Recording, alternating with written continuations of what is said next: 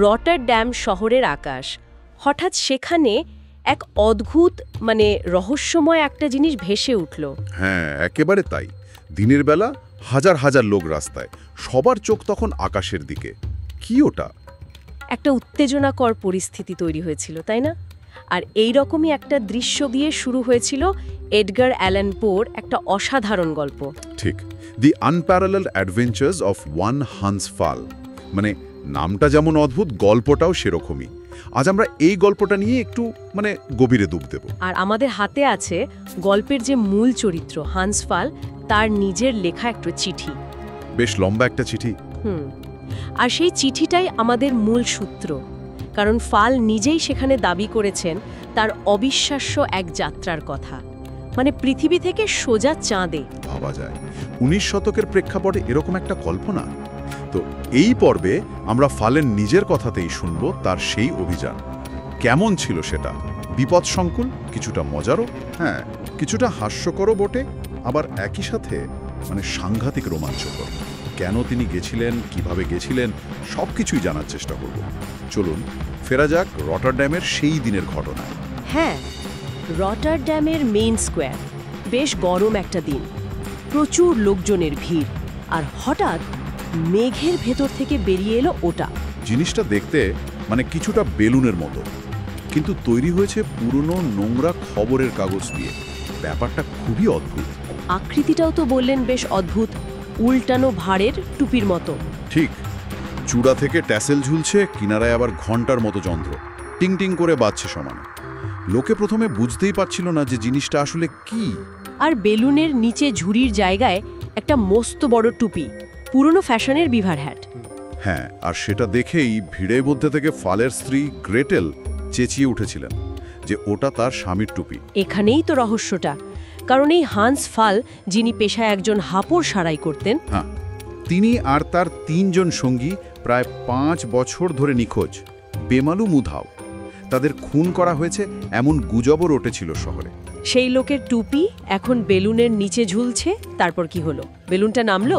হ্যাঁ, নামলো ধীরে ধীরে, মাটি থেকে শখানেক ফুট উঁচুতে এসে থামলো। আর তখনই দেখা গেল চালককে। চালক? সেই বামন লোকটি? হ্যাঁ, মাত্র 2 ফুট লম্বা একজন বামন, গোলগাল চেহারা, কিন্তু পোশাক বাপরে বেশ ঝলমলে। নীল স্যাটিন, হলুদ ওয়েস্টকোট, সাদা টুপি। কিন্তু তার কান ছিল না, তাই না? না, কান ছিল না, সেটাই সবচেয়ে আশ্চর্য। আর বোঝাই যাচ্ছিল সে খুব ভয় পেয়েছে, নিচে নামতেই চাইছে না। তারপর সে চিঠিটা ছুঁড়ে দিল। হ্যাঁ, একটা বালির বস্তা ফেলে বেলুনটাকে একটু স্থির করল। তারপর চামড়ার ব্যাগ থেকে একটা মস্ত চিঠি বের করে শহরের মেয়র বার্গোমাস্টার ভন আন্ডারডাকের পায়ের কাছে ছুঁড়ে দিল। আর ফেলেই চম্পট। এক মুহূর্ত দেরি করেনি, আরও কয়েকটা বালির বস্তা ঝপাঝপ ফেলল নিচে, আর সেগুলো গিয়ে পড়ল সোজা মেয়রের পিঠে। বেচারা মেয়র, লোকজন নিশ্চয়ই খুব হেসেছিল। সে আর বলতে, মেয়র তো 21 বার গড়াগড়ি খেলেন, তবে মুখের পাইপটা ছাড়েননি। হা হা, দারুণ দৃশ্য। আর সেই কান ছাড়া বামন? সে বেলুন ঘুরিয়ে সোজা মেঘের আড়ালে গায়েব, রেখে গেল শুধু সেই রহস্যময় চিঠিটা। সবার নজর তখন চিঠির দিকে। কার লেখা, কাকে লেখা? চিঠিটা লেখা হয়েছিল মেয়র ভন অ্যান্ডারসড্যাক আর শহরের অ্যাস্ট্রোনমি কলেজের ভাইস প্রেসিডেন্ট প্রফেসর রাব আডাবকে। আর লেখক সেই নিখোঁজ হ্যান্স ফল। অবিশ্বাস্য! চিঠিতে তাহলে তিনি তার চাঁদে যাওয়ার কথাই লিখেছেন? হ্যাঁ, একেবারে সবিস্তারে। এখান থেকেই ফালের নিজের গল্পটা শুরু হচ্ছে। আচ্ছা, কি লিখেছেন তিনি? তার পরিচয়, পেশা? তিনি লিখেছেন তিনি আর তার পূর্বপুরুষরা বহু বছর ধরে হাপড় সারানোর কাজ করতেন, কামারদের যে ফুকুনি থাকে সেটা। ও আচ্ছা, ব্যবসা কেমন চলছিল? এক সময় ভালোই চলত, কিন্তু ফালের কথায় দেশে তখন রাজনীতি, লম্বা লম্বা বক্তৃতা, বিপ্লব এইসব খুব বেড়ে গেছিল। তার ব্যবসার কি হলো? তার ব্যবসায় মন্দা দেখা দিল। লোকে নাকি তখন হাপড়ের বদলে খবরের কাগজ দিয়েই উনুনে হাওয়া দিত। ফলে ফাল একেবারে যাকে বলে পথে বসার জোগাড়। ভয়ানক গরিব হয়ে পড়লেন। পাওনাদাররা নিশ্চয়ই খুব জ্বালাতন করছিল। ভীষণ, জীবন দুর্বিষহ হয়ে উঠেছিল। তিনি এমনকি আত্মহত্যার কথাও ভেবেছিলেন, কিন্তু করেননি। না, কারণ 3 জন নির্দিষ্ট পাওনাদারের ওপর তার ভীষণ রাগ ছিল। তাদের ওপর প্রতিশোধ নেওয়ার একটা জেদ তাকে বাঁচিয়ে রাখে। তিনি শুধু সুযোগ খুঁজছিলেন। আর তখনই ওই বইটা পেলেন। জ্যোতির্বিদ্যার বই। ঠিক। একদিন পাওনাদারদের এড়িয়ে ঘুরতে ঘুরতে একটা বইয়ের দোকানে স্পেকুলেটিভ অ্যাস্ট্রোনমির ওপর একটা বই পান। আর সেই বইটা পড়ে তার মাথা ঘুরে যায়। মানে চাঁদে যাওয়ার চিন্তাটা তখনই মাথায় আসে। তার মানে একটা বই তার জীবন বদলে দিল। বলা যেতে পারে ফালের নিজের একটা দর্শনও তৈরি হয়েছিল। তিনি ভাবতেন সত্যিটা হয়তো সবসময় অত গভীর নয়, সহজ ধারণাও সত্যি হতে পারে। যেমন তিনি লক্ষ্য করেছিলেন তারার দিকে সরাসরি না তাকিয়ে একটু পাশ থেকে তাকালে তারাগুলো বেশি স্পষ্ট লাগে। ইন্টারেস্টিং। যদিও এর বৈজ্ঞানিক ব্যাখ্যা অন্য, কিন্তু এটা তাকে আত্মবিশ্বাস জুগিয়েছিল। একদম। তিনি আরও বইপত্র কিনে জ্যোতির্বিদ্যা, বলবিদ্যা নিয়ে পড়াশোনা শুরু করলেন আর মনে মনে চাঁদে যাওয়ার প্ল্যানটা পাকা করতে লাগলেন। আর সেই পাওনাদার তিনজন, তাদের কি হলো? ফাল তাদেরও তার প্ল্যানের অংশ বানালেন। তিনি তাদের বোঝালেন যে একটা দারুণ লাভজনক ব্যবসায় হাত দিয়েছেন, তাদের সাহায্য লাগবে। তারা রাজি হলো? হ্যাঁ, ফাল কিছুটা পুরনো দেনা শোধ করলেন আর বাকি টাকা মোটা সুদে ফেরত দেওয়ার লোভ দেখালেন। তারা ঘুণাক্ষরেও টের পায়নি ফাল আসলে কি ভাবছে। তারপর শুরু হলো আসল প্রস্তুতি, চাঁদে যাওয়ার সরঞ্জাম জোগাড় করা। স্ত্রীর সাহায্যে বাড়ির জিনিসপত্র বেচে ধার দেনা করে টাকা জোগাড় করলেন। সেই টাকায় কিনলেন ভালো মানের মসলিন কাপড়, রাবার বার্নিশ, বেতের ঝুড়ি, দড়ি, মানে বেলুন তৈরি যা যা লাগে। বেলুনটা তিনি নিজেই বানিয়েছিলেন? না, কাপড় সেলাইয়ের কাজটা দিয়েছিলেন স্ত্রীকে। নিজে দড়ি দিয়ে জাল বুনেছিলেন আর জোগাড় করেছিলেন কোয়াড্র্যান্ট, কম্পাস, দূরবীন, একটা বিশেষ ব্যারোমিটার আর কিছু অদ্ভুত যন্ত্রপাতি। আর গ্যাস, বেলুন ওড়ানোর জন্য? সেটার ব্যবস্থাও তিনি করেছিলেন। শহরের বাইরে একটা নির্জন জায়গায় রাতে গিয়ে লোহার পিপে, টিনের নল, বিশেষ ধাতু আর অ্যাসিড দিয়ে এক নতুন ধরনের গ্যাস তৈরি করেন। এই গ্যাস বাতাসের চেয়ে অনেক হালকা ছিল। এই গ্যাসের ফর্মুলা কোথায় পেলেন তিনি? চিঠিতে লিখেছেন নান্তেসের এক রসায়নবিদের কাছ থেকে পেয়েছিলেন, কি একটা শর্তের বিনিময়ে। এখানে পো হয়তো তখনকার বৈজ্ঞানিক গবেষণাগুলোর ছায়া এনেছেন। আর এই প্রস্তুতির মধ্যেই ছিল তার সেই ভয়ঙ্কর প্রতিশোধের ছক। হ্যাঁ, গ্যাস তৈরির পিপেগুলোর নিচে তিনি প্রচুর বারুদ পুঁতে রেখেছিলেন আর সেগুলোর সাথে জুড়ে দিয়েছিলেন একটা ধীরে জ্বলা সলতে, যাতে বেলুন ওড়ানোর পরেই বিস্ফোরণ ঘটে। ঠিক তাই। এছাড়া তিনি বাতাস ঘনীভূত করার একটা যন্ত্র বানিয়েছিলেন বা জোগাড় করেছিলেন। গ্রিমের তৈরি যন্ত্রের কথা বলা আছে, যেটাকে তিনি নিজের মতো করে বদলে নিয়েছিলেন। তার ধারণা ছিল ওটা দিয়ে উঁচু আকাশে শ্বাস নেওয়া যাবে। মানে একটা আদিম স্পেস স্যুট বা লাইফ সাপোর্ট সিস্টেমের মতো। অনেকটা তাই। তার বেলুনটা বেশ বড় ছিল, প্রায় 40,000 ঘনফুট গ্যাস ধরত। তার হিসেব মতো তাকে আর তার সরঞ্জাম নিয়ে ওড়ার জন্য যথেষ্ট। সব তৈরি, এবার ওড়ার পালা। স্ত্রীকে শেষবারের মতো সব বলে কিছু টাকা দিয়ে বিদায় নিলেন।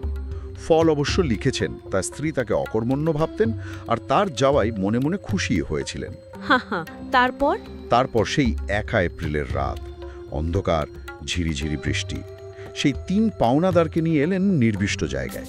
পাওনাদাররা কিছু সন্দেহ করেনি? করেছিল। ফলের আয়োজন দেখে তারা একটু কিন্তু করছিল। ভাবছিল ফাল হয়তো শয়তানের সাহায্য নিচ্ছে। ফাল অবশ্য তাদের পুরো টাকা মিটিয়ে দেওয়ার লোভ দেখিয়ে শান্ত রেখেছিলেন। তারপর ভোর হলো। হ্যাঁ, ভোরের ঠিক আগে গ্যাস ভরা শেষ হলো। ফাল ঝুড়িতে খাবার, জল, একজোড়া পায়রা, একটা বেড়াল আর সেই কন্ডেন্সার যন্ত্রটা গুছিয়ে নিলেন। তারপর বেলুনে উঠে পড়লেন। আর দড়ি কাটার আগে? দড়ি কাটার ঠিক আগে মাটিতে যেন সিগার পড়ে গেছে, এই ভান করে নিচু হয়ে বারুদের সলতেটায় আগুন ধরিয়ে দিলেন। তারপর দড়ি কাটা হলো। বেলুন যেই মাটি ছেড়েছে অমনি নিচে প্রলয়, বিকট শব্দে বিস্ফোরণ, আগুন, ধোঁয়া, গন্ধক, মানুষের হাত পা সব মিলেমিশে একাকার। একটা ভয়ঙ্কর ঝড় যেন তাড়া করল বেলুনটাকে। ফালের প্রতিশোধ সফল হলো, কিন্তু কি ভয়ঙ্কর ভাবে। হ্যাঁ, কল্পনারও অতীত। বিস্ফোরণের অভিঘাতে ফাল প্রায় অজ্ঞান। বেলুনটা একবার চুপসে গিয়ে আবার ফুলে উঠে বনবন করে ঘুরতে লাগলো। আর সেই ধাক্কায় ফাল ছিটকে বাইরে পড়ে গেল। হ্যাঁ, সে এক সাংঘাতিক অবস্থা। একটা দড়িতে পা জড়িয়ে তিনি শূন্যে ঝুলছেন, মাথা নিচের দিকে, শ্বাস বন্ধ হওয়ার জোগাড়, চোখে অন্ধকার। শেষে তিনি জ্ঞানই হারালেন। তারপর জ্ঞান ফিরল কখন? যখন জ্ঞান ফিরল তখন সকাল হয়ে গেছে। চোখ মেলে দেখলেন তিনি সমুদ্রের ওপর অনেক উঁচুতে ভাসছেন। প্রথমে কিছুই বুঝতে পারছিলেন না, মাথাটা যেন বিশাল বড় লাগছে। ঘোর কাটতে সময় লেগেছিল নিশ্চয়ই। হ্যাঁ, তারপর যখন বুঝলেন যে তিনি ঝুড়ির বাইরে ঝুলছেন, তখন বাঁচার জন্য মরিয়া হয়ে উঠলেন। কিভাবে বাঁচলেন? অবিশ্বাস্য একটা উপায়। গলার টাই আর বেল্টের বকলস ব্যবহার করে টাইয়ের এক মাথায় বকলসটা বেঁধে অনেক কষ্টে ছুঁড়ে সেটাকে ঝুড়ির কিনারায় আটকালেন। তারপর সেই দড়ি ঝরে টেনে নিজেকে ঝুড়ির ভেতরে তুললেন। মানে অমানসিক চেষ্টা। উফ, ভাবা যায় না। ভেতরে উঠে কি দেখলেন? সব ঠিক আছে? হ্যাঁ, একটু ধাতস্থ হয়ে দেখলেন যন্ত্রপাতি সব অক্ষত। ঘড়িতে তখন সকাল 6টা। উচ্চতা মেপে দেখলেন প্রায় 4.25 মাইল। নিচে একটা জাহাজকে বিন্দুর মতো দেখাচ্ছে। এখানেই কি তিনি তার আসল উদ্দেশ্যের কথা লিখেছেন? চাঁদে যাওয়ার কথা? হ্যাঁ, চিঠির এই অংশে তিনি খোলাসা করেছেন। তিনি আত্মহত্যা করতে চাননি। তিনি চেয়েছিলেন পৃথিবীর দুঃখ কষ্ট, পাওনাদারদের তাড়া থেকে পালাতে। আর তার লক্ষ্য ছিল চাঁদ। তার কি কোনো ধারণা ছিল চাঁদ কত দূরে বা কিভাবে যাবেন? তিনি হিসেব কষেছিলেন দূরত্ব প্রায় 2,32,000 মাইল ব্যাসার্ধ বাদ দিয়ে। ভেবেছিলেন ঘন্টায় 30 মাইল গতিতে গেলে 322 দিন লাগতে পারে। তবে তার আশা ছিল গতি আরও বাড়বে। কিন্তু মূল প্রশ্ন তো বাতাস। অত উঁচুতে মানুষ বাঁচবে কি করে? সেটাই ফাল প্রচলিত ধারণাকে মানতে চাননি। তিনি যুক্তি দিয়েছিলেন মানুষ তো মোটে 25,000 ফুট পর্যন্ত উঠেছে। বায়ুমণ্ডল হয়তো আরও অনেক দূর বিস্তৃত, হয়তো খুব পাতলা। তিনি গ্রহাণুর কক্ষপথ বা জোডিয়াকার লাইটের উদাহরণ টেনে এনেছিলেন।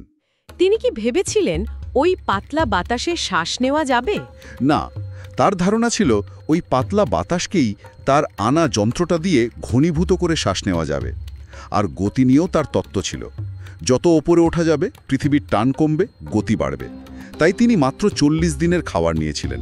আর শারীরিক সমস্যা, মাথা ব্যথা, নাক দিয়ে রক্ত পড়া, সেগুলো নিয়েও ভেবেছিলেন। তার বিশ্বাস ছিল শরীর ধীরে ধীরে মানিয়ে নেবে। নিজের উপর অগাধ আস্থা ছিল তার। আচ্ছা, এবার তার জার্নালের কথায় আসি। যাত্রাটা কেমন ছিল? শুরুর দিকে ঠিকঠাকই ছিল। বেলুন বেশ দ্রুত উঠছিল। তার বা বেড়াল পায়রাদের কোনো সমস্যা হচ্ছিল না। সমস্যা শুরু হলো কখন? প্রায় 5 মাইল উঁচুতে উঠে ঘন মেঘের মধ্যে ঢুকে ভিজে গেলেন। যন্ত্ররও ক্ষতি হলো। ব্যালাস্ট ফেলে মেঘ পেরোতেই ঠিক পেছনে সেই মেঘে ভয়ঙ্কর বাজ পড়ল। অল্পের জন্য রক্ষা। তারপর আরও উঁচুতে? হ্যাঁ, প্রায় 9.5 মাইল। এবার শুরু হলো আসল কষ্ট। সাংঘাতিক শ্বাসকষ্ট, মাথা ব্যথা, কান দিয়ে রক্ত পড়া, চোখ যেন ঠেলে বেরিয়ে আসছে। তিনি আরও ব্যালাস্ট ফেলায় অবস্থা আরও খারাপ হলো। তখন তিনি কি করলেন? হাল ছেড়ে দিলেন? না, পাওনাদারদের পরিণতির কথা ভেবে তিনি নিচে নামার চিন্তা বাদ দিলেন। আর তারপর সেই অদ্ভুত কাজটা করলেন। নিজের শিরা কাটা? হ্যাঁ, ছুরি দিয়ে হাতের শিরা কেটে কিছুটা রক্ত বের করে দিলেন। আর তাতে নাকি তিনি আরাম পেলেন। অদ্ভুত চিকিৎসা। এরই মধ্যে বেড়ালটা বাচ্চা দিয়েছিল, তাই না? হ্যাঁ, 3টে বাচ্চা। আর ফাল দেখলেন, বাচ্চাগুলো দিব্যি আছে, কিন্তু মা বেড়ালটা কষ্ট পাচ্ছে। তার তত্ত্বটা যেন খেটে গেল। নতুন জন্মানো প্রাণীরা হয়তো সহজে মানিয়ে নেয়। প্রায় 17 মাইল উঁচুতে উঠলেন। তারপর শ্বাস নেওয়া তখন প্রায় অসম্ভব। তখন তিনি কন্ডেন্সার যন্ত্রটা চালু করলেন।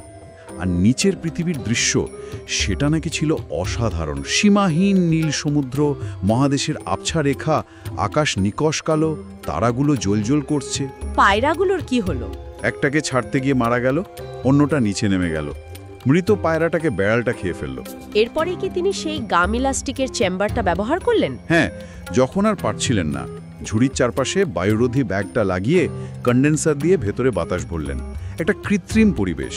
তার ভেতরে তিনি অনেকটা স্বস্তি পেলেন। এই চেম্বার লাগানোর আগে উচ্চতা মেপেছিলেন? হ্যাঁ, ব্যারোমিটারে প্রায় 25 মাইল দেখাচ্ছিল। আর তিনি খেয়াল করেছিলেন মেঘ 10 মাইলের বেশি ওঠে না। আর বাতাস এত পাতলা যে পালক ফেললে সোজা নিচে পড়ে যায়, ভাসে না। এর পরের কয়েকদিন যাত্রা কেমন চলল? মোটামুটি শান্ত। তিনি একটা জলঘড়ি বানিয়েছিলেন ঘুম থেকে ওঠার জন্য। সেই ঘড়ির সাহায্যে নিয়মিত ঘুমিয়ে আর যন্ত্র চালিয়ে তিনি বেলুনটাকে এগিয়ে নিয়ে চললেন। তিনি মেরু অঞ্চলও দেখেছিলেন? হ্যাঁ, 7 এপ্রিল তিনি প্রায় 7,500 মাইল উচ্চতায় উত্তর মেরুর ওপর দিয়ে উড়ে যান। পৃথিবীটাকে তখন নিচের দিকে একটা বিশাল পাতের মতো দেখাচ্ছিল। আবার সমস্যা শুরু হলো কবে? 10 এপ্রিল থেকে মাঝে মাঝে একটা বিকট শব্দে ঘুম ভেঙে যেত। কারণ বুঝতে পারছিলেন না। পৃথিবী ছোট হচ্ছে, চাঁদ বড় হচ্ছে। 12 এপ্রিল বুঝলেন বেলুন চাঁদের দিকে এগোচ্ছে। আবার সেই শব্দ, শব্দটি কিসের ছিল? 15 এপ্রিল সেটা পরিষ্কার হলো। একটা বিশাল জ্বলন্ত উল্কাপিণ্ড প্রচণ্ড শব্দে বেলুনের পাশ দিয়ে বেরিয়ে গেল। সম্ভবত চাঁদের আগ্নেয়গিরি থেকে ছিটকে আসা। ফাল্কু ভয় পেয়ে গেলেন। উল্কাপাত বাড়তেই থাকল। তারপর এলো সেই 17 এপ্রিলের সকাল। হ্যাঁ, ঘুম ভেঙে ফাল দেখলেন নিচের বস্তুটা মানে চাঁদ বিশাল আকার নিয়েছে। প্রথমে ভাবলেন বেলুন ফেটে গেছে, তিনি পৃথিবীর দিকে পড়ছেন। কিন্তু আসলে তিনি চাঁদের দিকে পড়ছিলেন। ঠিক, মাধ্যাকর্ষণের কেন্দ্রও বদলে গেছে। এখন চাঁদের টান পৃথিবীর চেয়ে বেশি। তিনি চাঁদের দিকে আছড়ে পড়ছেন। নিচে তখন চাঁদের মাটি দেখা যাচ্ছে। হ্যাঁ, রুক্ষ জলহীন ভূমি, অসংখ্য আগ্নেয়গিরি, অনেকগুলো সক্রিয়। উল্কাপাত চলছেই। ফাল আশা করেছিলেন চাঁদের বাতাস তাকে বাঁচাবে। কিন্তু বাতাস যথেষ্ট ঘন ছিল না। না, তিনি বুঝলেন আছড়ে পড়া ছাড়া গতি নেই। তখন তিনি মরিয়া হয়ে সব ফেলতে শুরু করলেন। ব্যালাস্ট, জলের পিপে, যন্ত্র, চেম্বার, নিজের জামাকাপড়, বুট, শেষে ঝুড়িটাও কেটে বাদ দিলেন। শুধু বেলুনের জাল ধরে ঝুলতে লাগলেন। হ্যাঁ, আর দেখতে পেলেন নিচে একটা অদ্ভুত শহর, ছোট্ট ছোট্ট বাড়ি। আর এক মুহূর্ত পরেই তিনি সেই শহরের মাঝে একদল বেটে কদাকার কানবিহীন বোবা মানুষের ভিড়ে আছড়ে পড়লেন। তারা সাহায্য করল না? না, শুধু বোকার মতো হাসছিল। ফাল তখন আকাশের দিকে তাকালেন। দেখলেন পৃথিবীকে বিশাল তামার মতো নিস্তেজ একটা চাকতি, একধারে সোনার অর্ধচন্দ্র। এখানেই তার যাত্রা শেষ। হ্যাঁ, চিঠির শেষে তিনি তাই লিখেছেন, 19 দিনের অভিযান শেষ। আর তিনি কিছু প্রস্তাবও দিয়েছিলেন রটারড্যাম কর্তৃপক্ষকে। হ্যাঁ, তিনি লিখেছেন, চাঁদে 5 বছর থাকার ফলে তার কাছে অনেক গোপন তথ্য আছে। চাঁদের আবহাওয়া, মানুষ, তাদের রীতিনীতি, কান না থাকা, যোগাযোগের পদ্ধতি, পৃথিবী চাঁদের যোগাযোগ, চাঁদের অন্ধকার দিক, অনেক কিছু। এই তথ্য তিনি জানাবেন যদি তার সেই 3 পাওনাদারকে হত্যার অপরাধ ক্ষমা করা হয়। আর চিঠি নিয়ে আসা দূত ক্ষমার বার্তার জন্য অপেক্ষা করবে। মেয়র আর প্রফেসর কি করলেন? তারা তো চিঠি পড়ে হতবাক। ক্ষমা করতে রাজিও হয়ে গেলেন। কিন্তু দুটো ততক্ষণে পালিয়েছে। হ্যাঁ, ভয়ে কখন পালিয়েছে কেউ জানে না। ফলে ক্ষমা আর চাঁদে পৌঁছানো গেল না। আর রটারড্যামের মানুষ, তারা বিশ্বাস করেছিল এই গল্প? একেবারেই না। চিঠিটা প্রকাশিত হওয়ার পর সবাই এটাকে ধাপ্পাবাজি বলে উড়িয়ে দিল। নানা রকম যুক্তি দেখালো এটা শহরের লোকেদের নিয়ে রসিকতা, ব্রুজ থেকে এক কানকাটা বামন নিখোঁজ হয়েছে, বেলুনে হল্যান্ডের কাগজ কেন, আর সবচেয়ে বড় কথা, ফল আর পাওনাদারদের নাকি মদের দোকানে দেখা গেছে। হ্যাঁ, সবাই বলল এটা ফালের বানানো মস্ত গোল। জ্যোতির্বিদদের নিয়েও ঠাট্টা করল। কিন্তু গল্পের যে বর্ণনাকারী, তিনি কি বিশ্বাস করেছিলেন? না, তিনি এই সব যুক্তিতে কান দেননি। তার মনে হয়েছিল ফালের গল্পে সত্যি কিছু থাকতেও পারে। সত্যি? হান্স ফালের এই চাঁদে যাওয়ার গল্প, তার যুক্তি, তার প্রস্তুতি, সেই ভয়ঙ্কর প্রতিশোধ আর চাঁদে পৌঁছানো, সব মিলিয়ে একটা অবিশ্বাস্য আখ্যান। হ্যাঁ, ও এখানে বিজ্ঞান, কল্পনা, মানুষের মনের ভেতরের নানা দিক সব মিলিয়ে একটা দারুণ ককটেল তৈরি করেছেন। যদিও আমরা হয়তো রটারড্যামের লোকেদের মতোই এটাকে নিছক গল্প বা ধাপ্পা বলে মনে করতে পারি, তবু এর মধ্যে এমন কিছু আছে যা আমাদের টানে, তাই না? এই চরম অবাস্তবতার মধ্যেও কিছু যেন বিশ্বাসযোগ্য মনে হয়। হয়তো হান্স ফালের এই অভিযান সত্যি হোক বা কল্পনা, এটা মানুষের অজানাকে জানার যে চিরন্তন ইচ্ছে, সেই ইচ্ছেটাকেই তো উস্কে দেয়। একদম। এই প্রশ্নটাই হয়তো ভাবার জন্য রেখে দেওয়া যায়। এই গল্প আমাদের কল্পনা, আমাদের বিশ্বাস আর অজানার প্রতি আমাদের টান নিয়ে ঠিক কী বলে।